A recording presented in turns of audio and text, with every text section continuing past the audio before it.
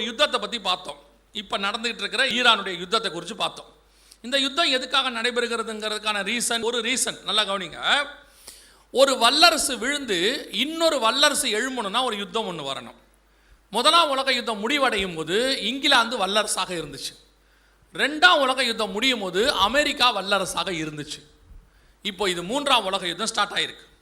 இது முடியும் போது பாருங்க, இப்போ இருக்கிற வல்லரசு கீழே விழும். எது விழும்? அமெரிக்கா கீழே விழும். விழுமான்னு கேட்டிங்கன்னா விழ தொடங்கிடுச்சு.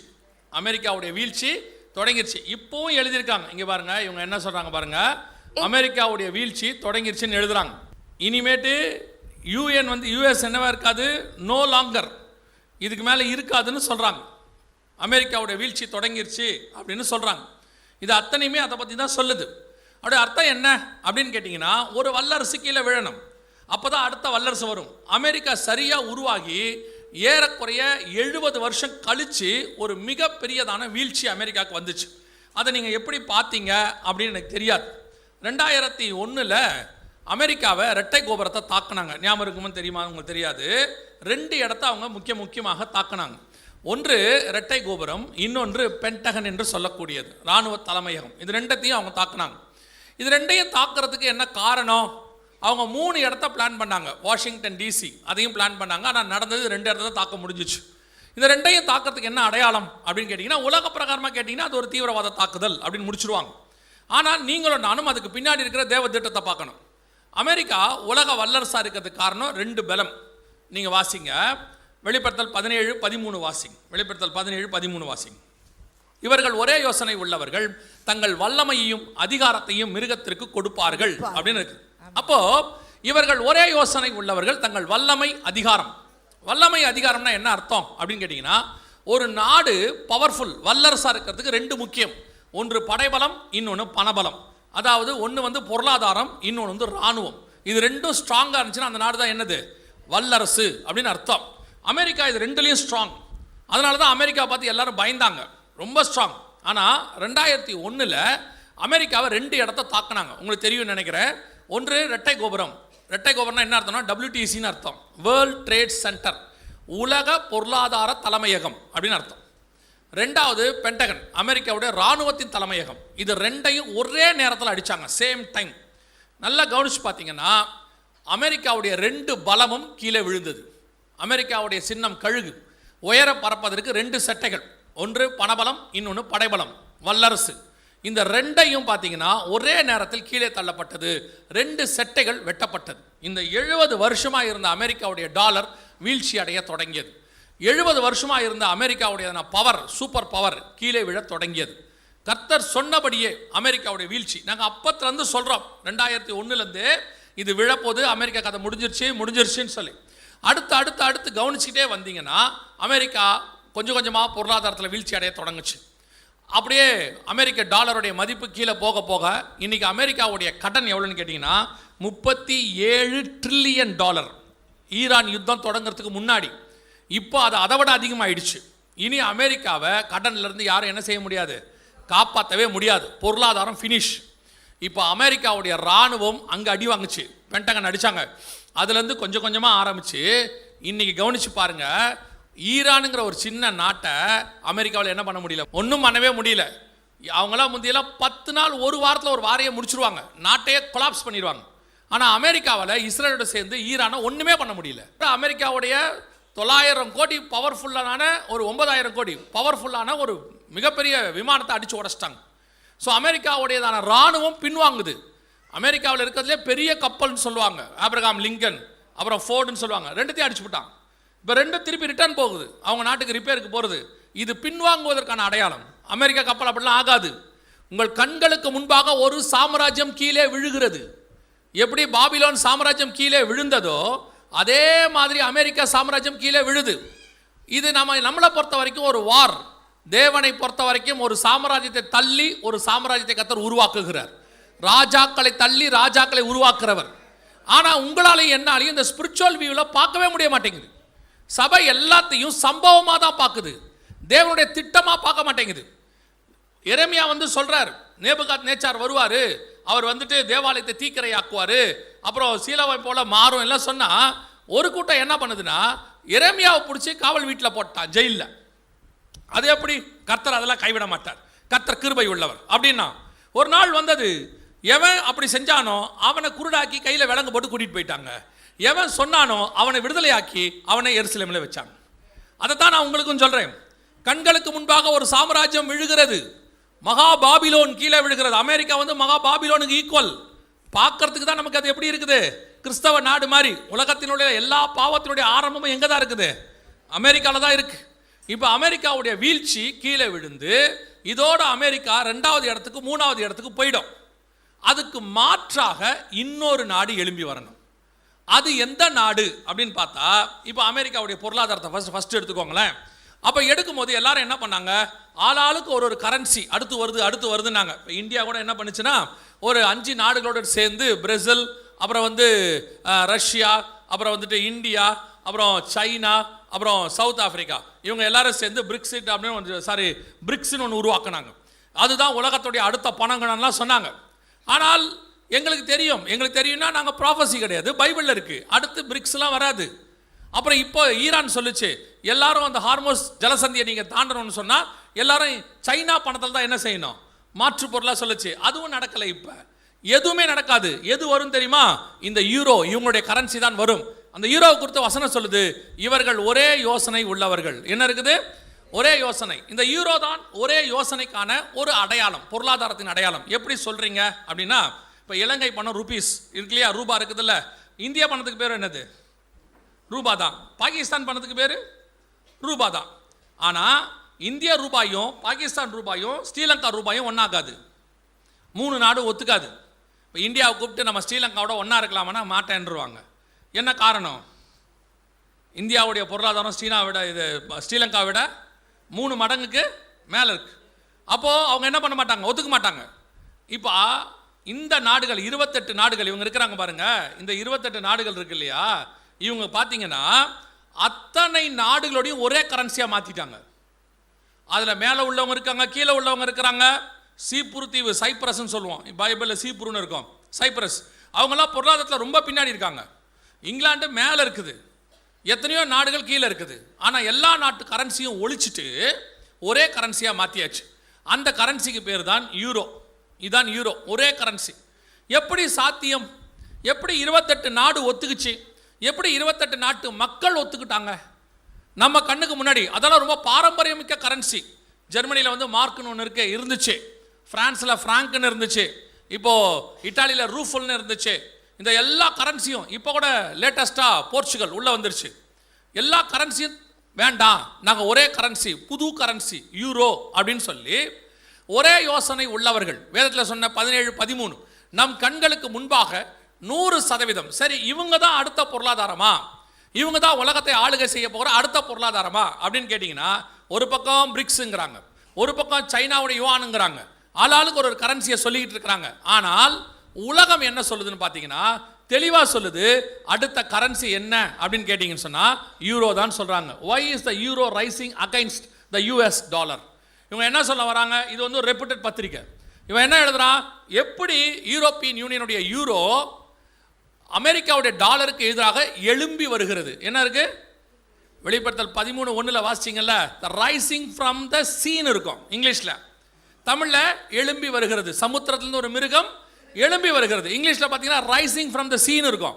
இவன் அதே வார்த்தையை யூஸ் பண்ணுறான். இவன் பைபிள் படிக்கிறவன்லாம் கிடையாது. இவன் சொல்கிறான், யூரோ டாலருக்கு எதிராக என்ன பண்ணுது? எழும்பி வருகிறது, ரைசிங் ஃப்ரம். இப்போ கர்த்தர் சொன்னபடியே யூரோ பாருங்க, வந்தது 2001 தான் வந்துச்சு. 2001 தான் யூரோ ஃபர்ஸ்ட் இன்ட்ரடியூஸ் பண்ணுறாங்க. 26 வருஷத்தில் உலகத்தின் வல்லரசாக மாறிடுச்சு. அமெரிக்காவுடைய டாலர் 1789 வந்துச்சு. ஆனால் உலகத்தின் வல்லரசாக மாறினது 1931, 150 வருஷம் கழிச்சு. ஆனால் இது 26 வருஷத்தில் எங்கே வந்துருச்சு? அடுத்த இடத்துக்கு வந்துருச்சு. எந்த இடத்துக்கு? அமெரிக்காவை தாண்டி வந்துருச்சு. அமெரிக்கா கூட இப்போ ஸ்டேபிள் கிடையாது. எது ஸ்டேபிளாக இருக்குது? யூரோ தான் ஸ்டேபிள்னு சொல்லிட்டாங்க. இதை வந்து ஏதோ ஒரு பத்திரிகை எழுதுனா பரவாயில்ல. இங்கே பாருங்க, இது யூரோப்பியன் யூனியனுடைய சீஃப் பேங்க் அவங்க போட்டிருப்பாங்க பாருங்களேன். யூரோப்பியன் யூனியனுடைய சீஃப் இவங்க சொல்கிறாங்க, அந்த ECBன்னு இருக்கும். இவங்க என்ன சொல்கிறாங்க அப்படின்னு கேட்டால், நாங்கள் அமெரிக்காவுக்கு மாற்றாக வந்துட்டோம்னு சொல்கிறாங்க. டாலருக்கு பதிலாக நாங்கள் வந்துட்டோம் அப்படின்னு சொல்லி அவங்க சொல்கிறாங்க. வேதம் சொன்னபடி அழகாக கண்களுக்கு முன்பாக சம்மந்தமே இல்லை பாருங்க. இவங்க இப்போ தான் வந்தாங்க. எத்தனையோ நாடு எப்படி எப்படியோ போட்டுட்ருக்கு. சைனாலாம் வந்து 3000 வருஷம் 4000 வருஷம் பழமை வாய்ந்த நாடு. நம்ம இன்றைக்கும் பொருளாதாரத்தில் ஸ்ட்ராங்காக இருக்குன்னு சொல்லிட்டு இருக்கிறாங்க. அவங்க எதிரி, அமெரிக்காவுக்கு எதிரி, ரஷ்யா எதிரி. இவங்களுடைய எந்த பணமும் வரவே இல்லை. சம்பந்தமே இல்லாமல் எது வருது? உள்ள யூரோ எழும்பி வருகிறது. இதைத்தான் நாங்கள் 20 வருஷமாக சொல்கிறோம். ஒரு ராஜ்யம் எழும்புகிறது, வேதம் சொன்னபடி வருகிறது. கர்த்தர் சொன்ன கடைசி சாம்ராஜ்யம், உலகத்தின் வல்லரசு, உலகத்தை நாசமாக்க போகிறவர்கள் எழும்பி வருகிறார்கள்னு சொல்லி. ஆனால் சபை ஆக்சுவலாக இந்த அறிவு யாருக்கு இருக்கணும்னா சபைக்கு தான் இருக்கணும். சபை தான் உலகத்துக்கு போய் சொல்லணும். உலகம் சபைக்கு சொல்லக்கூடாது. ஏன்னு சொன்னால் இவ்வளோ விஷயமும் பைபிளில் தான் இருக்குது. ஆண்டவர் சபைகளுக்கு எழுதுகிறார். வெளிப்படுத்தின விசேஷம் யாருக்கு எழுதப்பட்டது? சபைக்கு எழுதப்பட்டது. அப்போ கையில் பைபிள் வச்சிருக்கிறவங்க நீங்கள் என்ன பண்ணியிருக்கணும்? இதை படித்து தெரிஞ்சிருக்கணும். கொஞ்சம் பேர் உடனே அடுத்து ஒன்று சொல்லுவாங்க. என்ன சொல்லுவாங்க தெரியுமா? அதெல்லாம் படிக்கிறதுக்கு ரொம்ப அறிவு வேணுங்க, அதெல்லாம் ரொம்ப அறிவு இருந்தாலும். அறிவில்லாதவன் இதை படிக்கலாங்கிறதுக்கு ரெண்டு சாட்சி நான் உங்களுக்கு சொல்கிறேன், நல்லா புரிஞ்சுக்கொள்ளுங்க. இதை வெளிப்படுத்தின விசேஷம் கர்த்தர் யாருக்கு கொடுத்தாரு? யோவான்கிட்ட கொடுத்தாரு. சபைக்கு தான் கொடுத்தாரு. யார் மூலியமாக கொடுத்தாரு? யோவான் வழியாக கொடுத்தாரு. அப்போஸ்தலர் நடவடிக்கைகள் சொல்லுது, யோவானுக்கு படிப்பறிவும் இல்லை, பேதமைன்னு இருக்கு. அவங்களை கொடுத்து என்ன சொல்லுது? அவர்கள் படிப்பறிவு இல்லாதவர்கள் என்றும் பேதமை உள்ளவர்கள் என்றும் வேதம் சொல்லுது. இப்போ சொல்லுங்க, இந்த வெளிப்படுத்தின விசேஷத்தை எழுதினவருக்கே அறிவு இல்லைன்னா, படிப்பறிவு இல்லைன்னா, படிக்கிற நமக்கு தேவையா? அப்படித்தானே இருக்கு. ரெண்டாவது சாட்சி சொல்றேன். இப்போ இதை ஒரு ஆள் உங்களுக்கு சொல்லிட்டு நிற்கிறான்ல சர்ச்சில், அந்த ஆளுக்கும் அறிவு கிடையாது. சிரிக்காதீங்க, உண்மைதான், நிஜமாக சொல்கிறேன். எங்கள் டீச்சர் என்னை ஸ்கூலில் பார்த்து சொன்ன வார்த்தை, நீ எல்லாம் உருப்படவே மாட்டேன்னு தான் சொன்னாங்க. அவங்க சொன்னது 100% உண்மை. ஏன்னா நான் பண்ண சேட்டை அப்படி. கிளாஸ்குள்ளே வந்தோடனே எங்கள் டீச்சர் சொல்லுவாங்க, எந்திரிச்சு கொஞ்சம் வெளியே புரியாம்பாங்க. ஏன் அப்படின்னு கேட்டால் அவங்க சொல்லுவாங்க, எப்படியும் பாதியில் போவேன், அதை முன்னாடியே போயிட்டீங்கன்னா நான் ஒழுங்காக பாடம் நடத்துவேன்பாங்க. அதுதான் ஜெபம். உங்களுக்கு சொல்லுகிறேன், இந்த வேதத்தை படிப்பதற்கு எந்த அறிவும் தேவையில்லை. பரிசுத்த ஆவியானவருடைய துணை இருந்தால் போதும். எவருக்கும் வெளிப்படுத்த கர்த்தர் வல்லமை உள்ளவராய் இருக்கிறார். ஆனால் உட்காந்து படிக்கணும். நீங்களாம் யாருன்னா, இப்போ இந்த ஜென்ரேஷன் என்னதுன்னா, ஒரு ஜென்ரேஷன் எப்படி இருந்தாங்கன்னா, வயக்காட்டில் போய் வேலை செஞ்சு அவங்க சாப்பாடு கொண்டு வந்து சமைச்சு சாப்பிடுவாங்க. இது ஒரு ஜென்ரேஷன். அதுக்கப்புறம் ஒரு ஜென்ரேஷன் வந்துச்சு, யாராவது வேலை செஞ்சு சமைச்சு கொண்டு வருவாங்க, இவங்க சமைச்சு சாப்பிடுவாங்க. அப்படி ஒரு ஜென்ரேஷன். இப்போ ஒரு ஜென்ரேஷன் இருக்க, எல்லாத்தையும் காசு கொடுத்து வாங்குற ஜென்ரேஷன். அவங்க வேலையும் செய்ய மாட்டாங்க, சமைக்கவும் மாட்டாங்க, காசு கொடுத்து போய் காசு கொடுத்து என்ன செய்வாங்க? வாங்கிட்டு வருவாங்க. இப்போ அதை விட மோசமான ஒரு ஜென்ரேஷன் வந்திருக்கு. இது போயும் வாங்காது, ஆர்டர் போடும். இந்த ஜென்ரேஷன் என்ன செய்யும்? போகணும் போகாது, வீட்லயே உட்காந்துக்கும். எல்லாம் எங்கே வரணும்?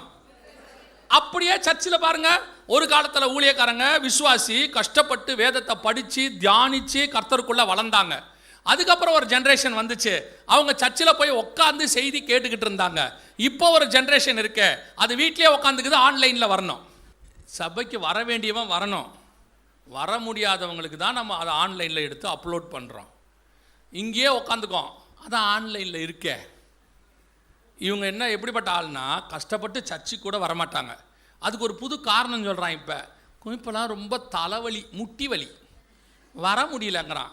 தலைவலி முட்டி வலி உள்ளவங்க வந்தால் தானே சுகமாகும். இங்கே சபை என்பது ஹீலிங் சென்டர் தானே, இங்கே வந்தால் சுகமாகும் தானே. நீங்கள் வீட்டிலே இருந்தால் எப்படி சுகமாகும்? அதில் வேற ஒரு புது அன்றைக்கி ஒருத்தர் தியரி கண்டுபிடிச்சிருக்காரு. இதெல்லாம் எப்படி கண்டுபிடிக்கிறான்னு தெரில. அவர் சொல்கிறாரு, இப்பொழுது டிவி பெட்டியின் மேல் கை வைத்துக் கொள்ளுங்கள், நான் உங்களுக்காக ஜெபிக்க போகிறேன், டிவி பெட்டியிலிருந்து வல்லமை இறங்கும் அப்படிங்கிறாரு. இந்த அம்மா பாவம் நடக்க முடியல, நடந்து போய் டிவி பெட்டி மேலே கை வைக்குது. பையன் ரிமோட்டில் மாற்றிட்டான் சேனலை. இப்போ அந்த அம்மா மேலே என்ன அபிஷேகம் இறங்கும்? இன்னைக்கு இதுதான் சபையினுடைய நிலைமை. சபைக்கு வர்றது கஷ்டம், செய்தி கேட்கறது கஷ்டம், வசனம் தியானிக்கிறது கஷ்டம், ஜெபிக்கிறது கஷ்டம். உடனே ஜெபம் பண்ணுமா? யாராவது டவர் உள்ள ஆளை பிடிச்சி வச்சுக்கிறீங்க இல்லையா? ஒன்று பவர் உள்ள ஊழியக்காரை பிடிச்சிக்கிறீங்க, இல்லை டவர் உள்ள ஊழியக்காரை பிடிச்சிக்கிறீங்க. உடனே டவருக்கு அடிங்க, இல்லையா பவர் உள்ளவருக்கு அடிங்க. அதில் வேற ஒரு பெருமை, நான் ஃபோன் பண்ணால் எப்பவும் அந்த பாஸ்டர் எடுப்பார், வேலை வெட்டி இல்லாமல் இருக்காருன்னு அர்த்தம். அப்போ என்ன அர்த்தம்? எப்போ ஃபோன் பண்ணாலும் அவர் ஃபோன் எடுக்கிறாருன்னு என்ன அர்த்தம்? வேலை இல்லாமல் இருக்கிறார். நீங்கள் யார் தெரியுமில்ல, இப்போ இருக்கிறதுக்குல்ல இது ஒரு ஆவிக்குரிய சோம்பேறிகள். பைபிள் வாசிக்கவும் முடியாது, ஜோம் பண்ணவும் முடியாது. யாரையாவது ஜோம் பண்ண சொன்ன ஃபோனில் பண்ணி, யாராவது செய்தி கொடுத்தா உட்காந்து கேட்கும், ஏதாவது பைபிள் ஸ்டடி பார்க்கும், ஆனால் வேதத்தை தியானிக்கவே மாட்டாங்க. ஆக்சுவலாக நல்லா தெரிஞ்சுக்கொள்ளுங்க, உங்களுக்கு சொல்லிக் கொடுக்கறது எதுனா உங்கள் விசுவாசத்தை தூண்டுவது மட்டும்.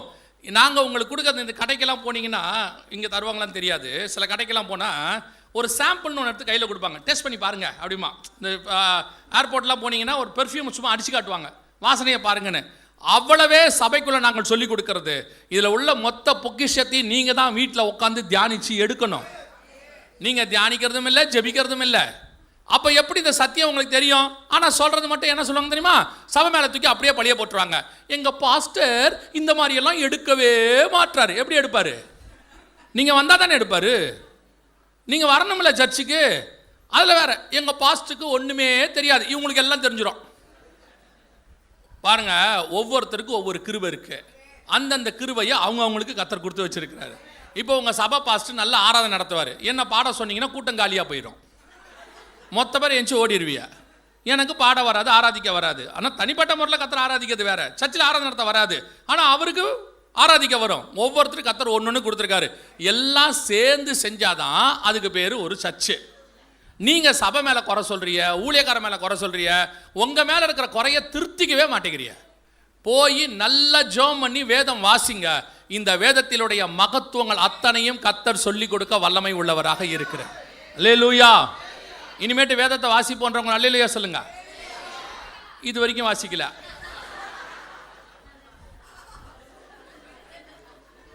இல்லை இப்போ நீங்கள் என்ன தோணுச்சு நான் சொல்லட்டுமா? இந்த கூட்டம் முடிகிற வரைக்கும் நான் அல்லேலூயா சொல்ல மாட்டேன். இல்லை கவனிங்க, இந்த மகத்துவங்களை எல்லாம் கர்த்தர் நமக்கு தான் எழுதி கொடுத்துருக்கிறார், வேற யாருக்காகவும் இல்லை.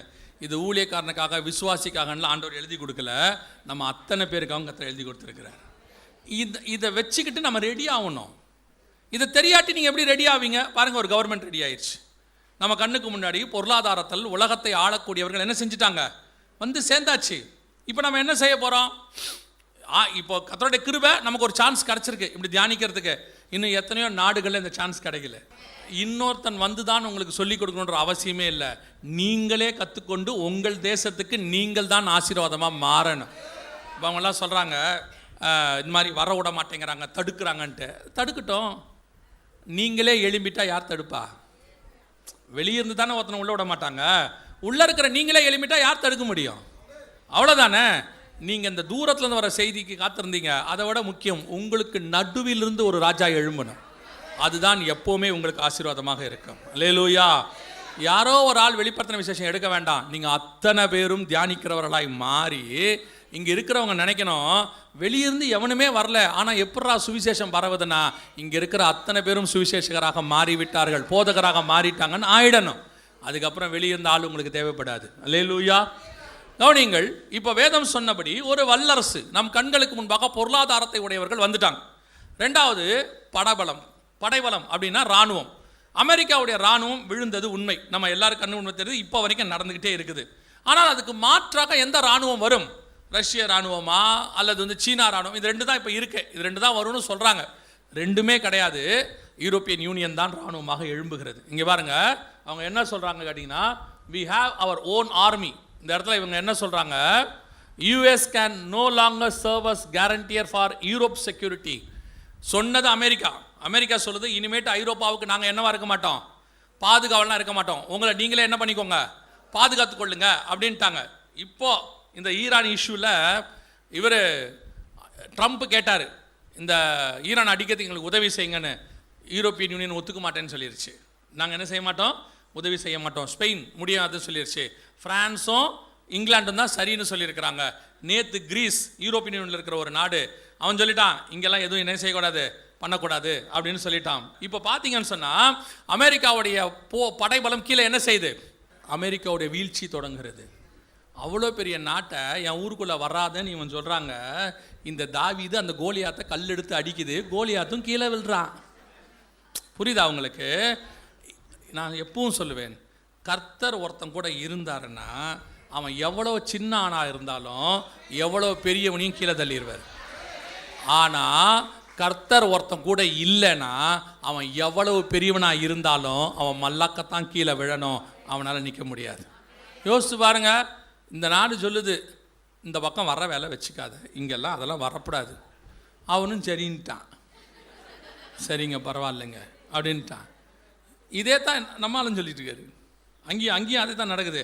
நாங்கள் பார்த்து சொல்கிறோம், இப்போ முடியாது அப்படின்றார். எவனையுமே எந்த கேள்வியும் கேட்க முடியாது. அந்த அளவுக்கு ஆண்டவர் அமெரிக்காவை சிறுமைப்படுத்துகிறார். அமெரிக்காவை கர்த்தர் கைவிடுகிறார். அதுக்கு மாற்றாக யார் வரான்னா யூரோப்பியன் யூனியன் எழும்பிருச்சு. அவங்க சொல்கிறாங்க, we have our own army, நாங்கள் எங்களுடைய சொந்த இராணுவத்தை உருவாக்குகிறோம். அது மட்டுமல்ல, எல்லா யூரோப்பியன் யூனியன்காரங்களும் காசு போட்டு வல்லமை வாய்ந்ததான ஒரு இராணுவத்தை உருவாக்குகிறார்கள். கவனியங்கள், நீங்கள் இந்த யுத்தம் முடியும் போது பார்த்தீங்கன்னா உலகத்தின் வல்லரசாக உலகத்தை இப்போ எப்படி அமெரிக்கா பண்ணிக்கிட்டு இருக்கு அதே மாதிரி இராணுவத்தில் இவங்க பண்ணுவாங்க. நீங்கள் அதை பார்ப்பீர்கள். வருக தாமதித்தால், வருக வந்துருச்சுன்னா நான் போயிடுவேன், நீங்கள் இருந்து பார்த்துட்டு வாங்க. அவங்க என்ன நினைக்கிறாங்க, ஏயா இங்கே இருக்கிறதுக்காக இந்த மீட்டிங்க்கு வந்தோம், நாங்களும் கூட வரத்துக்கு தானே வந்தோன்றீங்களா? சந்தோஷமாக சொல்லியிருக்க வேண்டாமா இன்னாரம் நாங்கள் வருவோன்னு? லேலூயா, வர ஆசை இல்லை போலண்ணே. லேலூயா. கவனிங்க, கர்த்தர் சபைக்குள்ளே ஒருத்தனை சேர்க்கிறாருன்னா அவன் வருகையில் போகணுன்னு இருந்தால் மட்டும்தான் கர்த்தர் அவனை கொண்டு வந்து சபைக்குள்ளே சேர்ப்பான். ஏன்னா சபை தான் கடைசியாக வருகைக்கான கடைசி சான்ஸ். இதான் வானத்தின் வாசல், இங்கிருந்து தான் ஏறி அவன் மேலே போனோம். அப்போ உங்களையும் என்னையும் சபைக்குள்ளே கர்த்தர் கொண்டு வந்திருக்கிறாருன்னா உங்களை என்னையும் வருகையில் கொண்டு போக விரும்புகிறாருன்னு அர்த்தம். அதுக்காக தான் கர்த்தர் சபைக்குள்ளே கொண்டு வந்திருக்கிறார். அல்லேலூயா. நம்ம கண்ணுக்கு முன்னாடி மிக முக்கியமாக இது வல்லரசாக உருவாயிடுச்சு. ஆண்டவர் சொன்னபடியே வந்துடுச்சு. தாமதிக்கிறார் என்று சிலர் எண்ணுகிறபடி அவர் தம்முடைய வாக்கு தத்தத்தை குறித்து தாமதமாக இராமல் எல்லாரும் மனம் திரும்ப வேண்டும் என்று, நாம் எல்லாரும் மனம் திரும்பி ரட்சிக்கப்பட்டு பரலோகத்துக்கு போகணுன்னு கர்த்தர் வெயிட் பண்ணுறாராமா. ஆனால் நீடிய பொறுமையோடு இருக்கிறாரு. அது நீட்டிய பொறுமை கிடையாது. ஒரு காலத்தில் கர்த்தருடைய பொறுமை முடிவுக்கு வரும். அல்லேலூயா. அப்போ நீங்களும் நானும் எவ்வளோ ஆயத்தப்படணுங்கிறது தான் முக்கியம். இப்போ இருக்கிற நேரம், திருப்பியும் சொல்கிறேன், நான் முடிக்கிறேன். இப்போ இருக்கிற நேரம் எதற்கான நேரமும் கிடையாது, ஆயத்தப்படுகிற நேரம் மட்டும்தான் இருக்கு. மணவாளன் வருகிறார் என்கிற சத்தம் கேட்டது. அவர்கள் தங்கள் தீவெட்டிகளை ஆயத்தம் பண்ணி, இந்த ஆயத்தம் பண்ணுற டைம், உங்கள் ஆவி ஆத்மா சரீரம் இதை ஆயத்தம் பண்ணுற டைம், கிறிஸ்துவை சந்திப்பதற்கு என்ன செய்யணும்னு யோசிக்கிற டைம் மட்டும்தான் இப்போ இருக்கு. வீடு வாசல் தோட்டம் துறவு வாங்கிறதுக்கான நேரம்லாம் இப்போ இல்லை. அதுக்கு நடுவில் கர்த்தர் கொடுத்தா வாங்கிக்கோங்க. நீங்கள் தேடி அலையாதீங்க. உங்கள் தேவைகள் என்ன என்பதை பரமபிதா அறிஞ்சிருக்கிறார். நம்முடைய தேவை கீழானவைகள் அல்ல, மேலானவைகளே நாடு. அல்லேலூயா.